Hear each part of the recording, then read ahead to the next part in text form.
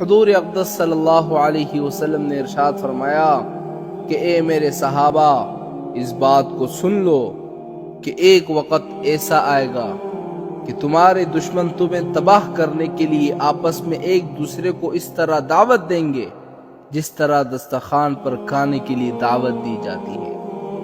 وہ دوسروں سے کہیں گے کہ آؤ ان پر حملہ کریں، آؤ ان کو لوٹیں، آؤ ان کو کھائیں۔ حضور اقدس صلی اللہ علیہ وسلم کی یہ بات صحابہ کی سمجھ میں نہیں آئی، کیونکہ صحابہ نے تو کھلی آنکھوں سے حضور پاک صلی اللہ علیہ وسلم کے معجزات دیکھے تھے۔ صحابہ نے تو یہ دیکھا تھا کہ صرف 313 نہتے مسلمان اور 1000 کافر جن کے پاس اسلحہ تھا ان پر غالب آ گئے تھے مسلمان، اور اللہ تعالیٰ نے مسلمانوں کو فتح عطا فرمائی تھی۔ اس لیے صحابہ کو تعجب ہونے لگا کہ دشمن کیسے مسلمانوں پر غالب آ جائیں گے۔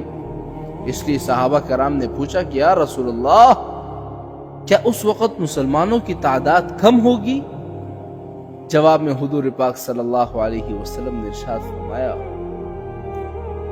کہ اس وقت مسلمانوں کی تعداد بہت زیادہ ہوگی، لیکن وہ مسلمان سیلاب میں بہنے والے تنکوں کی طرح ہوں گے۔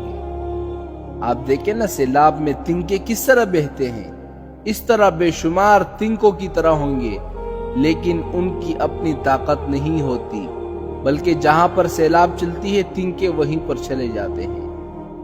ایک دوسرے حدیث میں صحابہ کرام نے حضور اقدس صلی اللہ علیہ وسلم سے پوچھا کہ مسلمانوں کی ایسی حالت کیوں ہوگی؟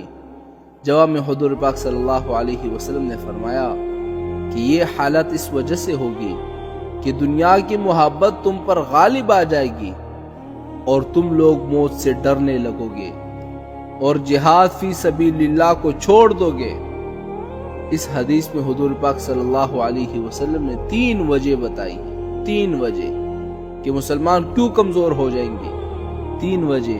پہلی وجہ کیا ہے کہ دنیا کی محبت تم پر غالب آ جائے گی، اپنی مال اور اپنے گھر اور اولاد، اپنے گھر بار کی محبتیں تم پر غالب آ جائے گی، اور پھر ان محبتوں کی وجہ سے تم موت سے ڈرنے لگو گے کہ کہیں موت نہ آ جائے، اور اسی موت کے ڈر کی وجہ سے اللہ تعالیٰ کے راستے میں جہاد کو تم لوگ چھوڑ دو گے، اور اس کے نتیجے میں مسلمانوں کا یہ حشر ہوگا۔